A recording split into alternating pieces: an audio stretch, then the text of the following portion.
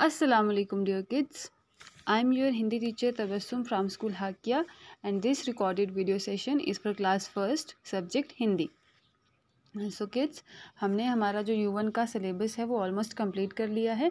इसमें हमारा व्याकरण का अब एक पोर्शन रह जाता है जो हम आज की वीडियो में करेंगे, ठीक है। फर्स्ट ऑफ ऑल आप यहाँ पे अपनी मोबाइल स्क्रीन पे देखें, आपको कुछ एक पैराग्राफ लिखा हुआ मिलेगा, ठीक है। इसमें क्या लिखा हुआ है पहले इसको रीड करते हैं। राधा और रीना दिल्ली में रहती हैं, दोनों में दोस्ती है, वह एक ही कक्षा में पढ़ती हैं और साइकिल से स्कूल जाती हैं, ठीक है। अब हमने यहाँ पे जो किसी प्लेस का नाम, किसी जगह का नाम या किसी लड़की का नाम या किसी लड़के का नाम या किसी स्थान का नाम आया है वो हमने अंडरलाइन करना है। फर्स्ट ऑफ ऑल यहाँ पे क्या आएगा, पहले हम किसको करेंगे अंडरलाइन, राधा को, क्योंकि ये किसी का नाम है। फिर रीना को करेंगे और फिर दिल्ली को करेंगे क्योंकि दिल्ली जो है वो एक जगह है। दोनों में दोस्ती है, दोस्ती क्या होता है, दोस्ती भी एक भाव होता है तो हम उसको भी टिक करेंगे। वह एक ही कक्षा में पढ़ती हैं, कक्षा भी क्या है, संज्ञा है। और साइकिल से स्कूल जाती हैं, साइकिल भी एक चीज़ है और स्कूल एक जगह है। अब ये जो हमने बहुत सारी चीज़ें जो अंडरलाइन की, इसमें राधा और रीना क्या हैं, किसी के नाम हैं, ठीक है, मतलब वो क्या है, व्यक्ति, ठीक है। उसके बाद है दिल्ली, दिल्ली क्या है, स्थान है, किसी स्थान का नाम है दिल्ली। उसके बाद दोस्ती, दोस्ती क्या है, भाव है, मतलब हमारा कुछ इमोशन किसी के साथ जुड़ जाते हैं। कक्षा, कक्षा भी एक स्थान है, ठीक है। उसके बाद साइकिल, साइकिल क्या है, कोई वस्तु है। और स्कूल भी एक स्थान है। तो हमने ये नाम है, ये सब किसी जगह के, किसी चीज़ के, किसी वस्तु के नाम हैं, लेकिन इन सब को हिंदी में संज्ञा कहा जाता है। हिंदी में इनको अलग अलग नामों से न बुला के बल्कि क्या कहा जाता है, इनको संज्ञा कहा जाता है। तो आज हम जो पढ़ने वाले हैं उसका हमारा टॉपिक क्या है, आज का संज्ञा ही है, जिसकी परिभाषा क्या होती है, किसी व्यक्ति, प्राणी, वस्तु, स्थान अथवा भाव आदि के नाम को संज्ञा कहते हैं।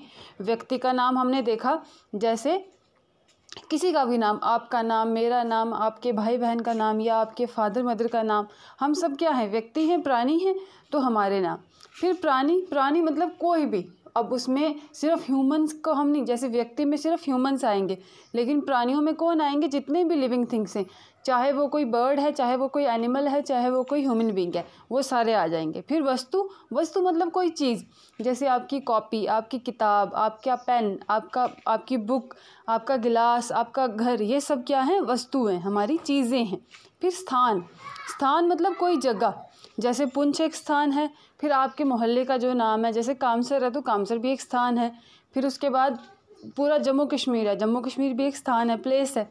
उसके बाद भाव, भाव क्या होते हैं, हमारे जो इमोशंस होते हैं, ठीक है ना। जैसे हमें कभी गुस्सा आता है, कभी हमें हंसी आती है, ठीक है, कभी हमें दुख होता है, ये सारे हमारे क्या हैं, भाव हैं, हमारे इमोशंस हैं। तो इनको भी संज्ञा कहते हैं। अगर किसी को दुख हो रहा है तो वो भी संज्ञा में ही आएगा। अब जैसे हमने आगे एग्जांपल्स दिए हैं, जैसे श्याम, दिल्ली, और उसके बाद आम, मिठास, घाय आदि, ये सारे क्या हैं, संज्ञा के एग्जांपल्स हैं, ठीक है। तो इसी तरह आपने भी क्या करना है, मुझे जब होमवर्क भेजना है तो पहले ऊपर नाम, क्लास तो सबने मेंशन करनी है, ठीक है। और इसी तरह संज्ञा पहले हाईलाइट करना है, फिर आगे इसकी जो है परिभाषा लिख के फिर हम साथ में इसके एग्जांपल्स भी लिखनी है, ठीक है। अब संज्ञा जो है इंग्लिश में इसको नाउन कहते हैं।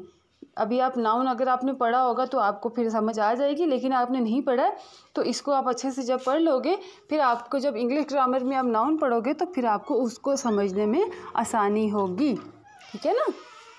समझ आ गया ना अच्छे से। संज्ञा किसे कहते हैं, किसी व्यक्ति, प्राणी, वस्तु, स्थान अथवा भाव आदि के नाम को संज्ञा कहते हैं। जैसे श्याम, श्याम किसी व्यक्ति का नाम है। दिल्ली, दिल्ली स्थान का नाम है। आम, आम कोई वस्तु है। मिठास, मिठास उसका भाव है। गाय, गाय एक प्राणी है, ठीक है ना। तो ये हो गया आपका आज का लेसन।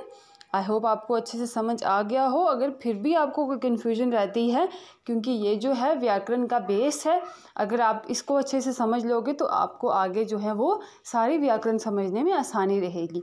अगर आपको नहीं समझ आया होगा कुछ तो मुझे आप फ़ोन करके भी पूछ सकते हो, लेकिन सबने मुझे इसका होमवर्क भेजना है।